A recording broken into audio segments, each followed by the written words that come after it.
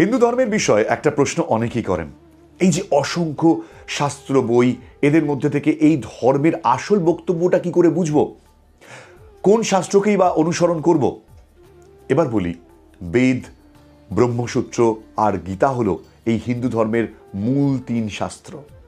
এছাড়া একই লক্ষ্যে যাওয়ার বিভিন্ন পথ এবং সাধনা নিয়েও অনেক ধর্মশাস্ত্র আছে। আসলে হিন্দু ধর্মে জ্ঞানের পথ বা আলোচনার পথ বন্ধ করা হয়নি। কখনোই বলা হয়নি যে এই বইটা বা এই মতটাই আলটিমেট। সব সময় নতুন চিন্তার পথ খোলা। বিজ্ঞান যেমন সবসময় গতিশীল, হিন্দু ধর্মও সবসময় নতুন সাধনার পদ্ধতি বা চিন্তাকে স্বাগত জানিয়েছে। তাই বহু মত এবং পথকে হিন্দু ধর্মে দেখা যায়। রবীন্দ্রনাথের সেই গানটা মনে আছে, শেষ নাহি যে শেষ কথা কে বলবে? হিন্দু ধর্ম সেই কথাই বলে, জ্ঞান, চিন্তা, মানব প্রকৃতির কোনো শেষ নেই। তাই একটা বই বা একটা পদ্ধতি কখনোই শেষ কথা নয়।